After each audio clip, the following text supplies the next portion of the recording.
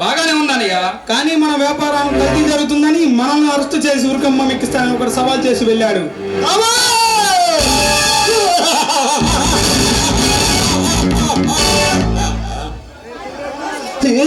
సామ్రాజ్యానికి రారాజు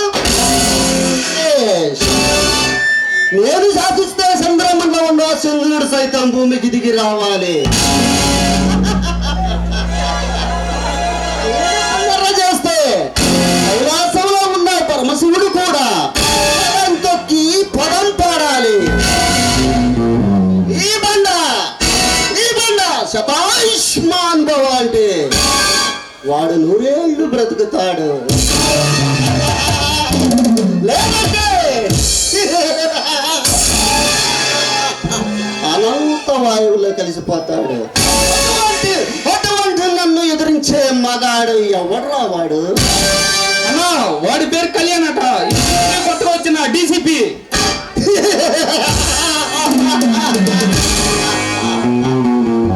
డీసీపీ కళ్యాణ్ పేరు పెట్టుకున్నంత మాత్రాన ఈ కలియుగ ప్రజల్లో అభిమానం సంపాదించాలనుకున్నాడేమో. అడ్రస్ లేకుండా పోతాడు. ఖండించమంటావా లేకపోతే చంపి పారేయమంటావా?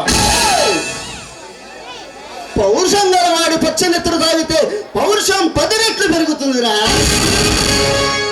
మానవుడు సృష్టించింది పైనున్న ఆ దేవుడు అన్నది నిజమైతే ఆ దేవుడు శాసించగలరా ఈ బండ గణేష్ ఒక్కడే.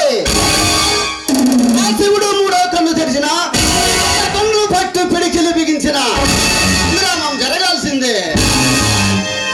మీరెప్పటికప్పుడు సమాచారం నాకంటే ఇవ్వండి. అలాగే అన్నయ్య, అలాగే అన్నయ్య. అన్నయ్య ఈ రోజు రాత్రి 10 గంటలకు నీ కిళ్ళి కొట్ట దగ్గరికి ఇండికా కారు వస్తుంది.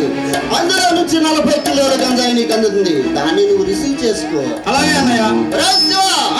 రేపు రాత్రి 10 గంటలకు నుంచి ఒక మనిషి వచ్చి నీకు 10 లక్షల క్యాష్ ఇస్తాడు. కోసం ఆ విషయం నాకు తెలుసు అన్నయ్య. ఈ రోజు రాత్రికే బాంబులు రెడీ చేసి ఉంచుతా. ఓకే మై డియర్ ఫ్రెండ్స్, చెప్పిన పని చేస్తే మీరైనా నాకు ఎంతో ఇష్టం. ఈ రాత్రికి ఈ డబ్బు తీసుకుని ఎంజాయ్ చేయాలి. అలాగే అన్నయ్య, అలాగే అన్నయ్య.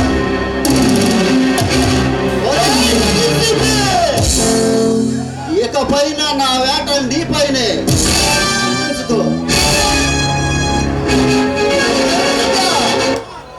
కమాన్.